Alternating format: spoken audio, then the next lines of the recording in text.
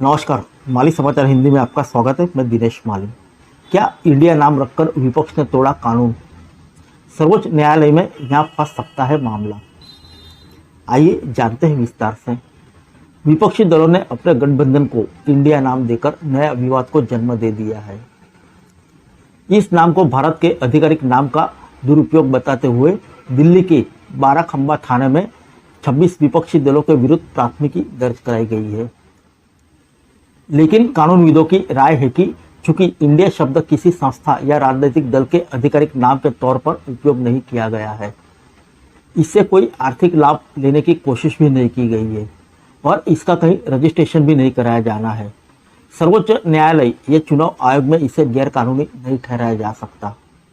हालांकि यह किसी संस्था या भारत देश के नाम का उपयोग कर लोगों को भ्रम में डालने का मामला बन सकता है। भारतीय दंड संहिता के आधार पर यह गैरकानूनी और दंडात्मक है। इस मामले में इन राजनीतिक दलों पर कार्रवाई की जा सकती है।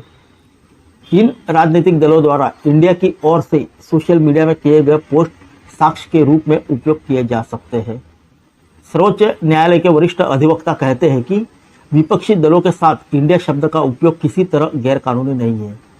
इस नाम का न तो कहीं रजिस्ट्रेशन कराया गया है और न ही इससे कोई आर्थिक लाभ लेने की कोशिश की गई है। ऐसे में इसे अपराध नहीं कहा जा सकता।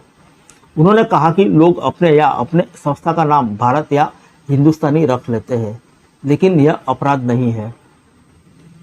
वहीं सर्वोच्च न्यायालय के दूसरे वकील का कहना है कि एल्बम एक्ट में यह साफ किया गया है कि राज्य के नाम या प्रतीकों का किसी व्यक्ति या निजी संस्था द्वारा उपयोग नहीं किया जा सकता। ऐसे में विपक्षी दलों का नाम इंडिया का उपयोग करना गलत है और सर्वोच्च न्यायालय भी इस मामले को सही नहीं कह सकता। बता दें कि भारतीय दंड संहिता में किसी व्यक्ति या संस्था के द्वारा किसी दूसरे व्यक्ति या संस्था का नाम का छंद रूप से उपयोग करना दंडनीय अपराध है। इससे लोगों को भ्रम हो सकता है और वे किसी बहकावे में आ सकते हैं। ऐसे में इसे अपराध माना गया है। उन्होंने कहा कि जिस तरह किसी भी व्यक्ति के द्वारा अपना या अपनी संस्था का नाम सर्वोच्च न्यायालय, चुनाव आयोग या नीति आयोग रखने की छूट नहीं मिल सकती, क्योंकि इससे लोगों को भ्रम हो सकता है और इसका दुरुपयोग हो सकता है, उसी प्रकार इंडिया या भारत रखने की अनुमति नहीं दी जा सकती। हालांकि इस संदर्भ में इंडिया के हर स्पेलिंग के बाद पूर्ण विराम का उपयोग किया गया है। इसे पूरी तरह से इंडिया के नाम का दुरुपयोग नहीं कहा जा सकता। इसका एक संस्था या राजनीतिक दल के रूप में पंजीकृत न कराना भी इसका बचाव का एक कारण हो सकता है, लेकिन इस मामले में छंद नाम का उपयोग कर लोगों को भ्रमित करने का मामला बन सकता है। इसी कारण विपक्षी दलों की परेशानी बढ़ सकती है। बता दें कि विपक्षी दलों के महागठबंधन इंडिया के विरुद्ध पुलिस में शिकायत और कानूनी कार्रवाई का विशेष औचित्य नहीं है। इंडिया नाम से बने इस गठबंधन का चुनाव आयोग में राजनीतिक दल के तौर पर रजिस्ट्रेशन नहीं हुआ है, इसलिए आयोग भी इस बारे में कानूनी कार्रवाई नहीं कर सकता। इंडिया नाम से किसी संगठन को कानूनी तौर पर रजिस्ट्रेशन कराने के बाद, उसका व्यावसायिक लाभ लेने के बाद या अन्य तरीके से देश की प्रतिष्ठा के खिलाफ दुरुपयोग होने की परिस्थितियों में ही स्टेट एल्बम ऑफ इंडिया अधिनियमन 2005 और उसके तहत बनाए गए नियमों के अनुसार कार्रवाई हो सकती है। उन्होंने कहा कि जीवित व्यक्तियों के अलावा कंपनी, ट्रस्ट और सोसाइटी यदि इस कानून के दायरे में आते हैं तो वो इंडिया और भारत जैसे शब्द का दुरुपयोग नहीं कर सकते। इसके बावजूद अनेक अखबार, टीवी चैनल और कंपनियां इंडिया नाम का इस्तेमाल कर रही है।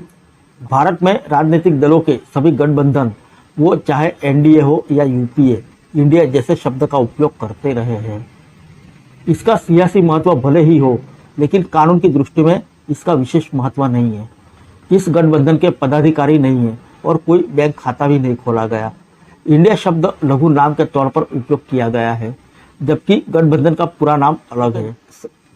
इसलिए दलों के समूह द्वारा इंडिया नाम के दुरुपयोग के मामले में वर्तमान कानून के तहत कोई आपराधिक मामला नहीं बनना चाहिए। आइए जानते हैं क्या है एम्बलम एक्ट।